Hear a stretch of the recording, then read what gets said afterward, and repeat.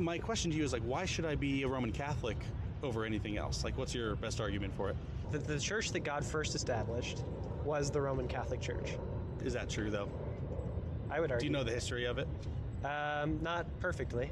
What does the historical record say about Peter giving Linus, the second pope or the second bishop of Rome, universal authority over the whole church? I couldn't tell you exactly off the top of my head. Here's the issue.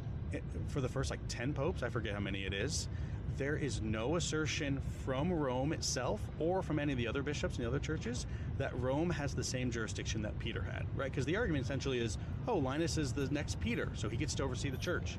But when you actually look at the history, it's not until the 5th century, that's when they start to assert universal authority. You might ask a Catholic apologist, like, did Linus know that he had universal authority? And you know what they'll probably say? No, even Linus didn't know. The solve that a Catholic apologist would give is the bishops of Rome had the authority, they just didn't know it. But that causes a major issue for me. That means that Peter didn't tell Linus that he had universal authority. Think about it like this. Was there a difference in authority between bishops and apostles in Christ's day? I don't necessarily know. Like, apostles had universal authority over the whole church. They can go to any church, right, and they can tell them what to do. Bishops, they had more regional jurisdiction. It was local, yeah, right? The bishop of Rome oversaw Rome. The bishop in the other churches oversaw them hundreds of years later. The Roman Catholic Church started to say that, hey, you all have to listen to us.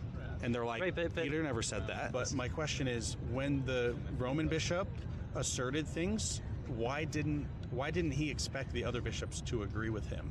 Like, no universal authority was posited until the 5th century. Does that make sense? Yeah. So it's a historical argument. It's that Peter never gave the universal authority to Linus. Linus never asserted universal authority. It wasn't until 450 that Rome came out and said, you got to listen to us. And guess what the other bishops said? No, we don't. Right. And they made it work for 600 more years, and then eventually they said, no, we're actually splitting off. Who called the first ecumenical councils?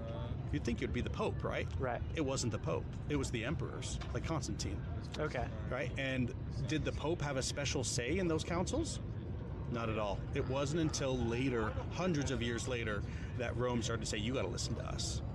And then that led to the Great Schism that you know about. But yeah, study the first 1,000 years of the Catholic Church and you start to realize that the history, as far as I'm concerned, doesn't line up with what the Church teaches today, which is Linus holds universal authority and Pope Leo today holds it. Interesting.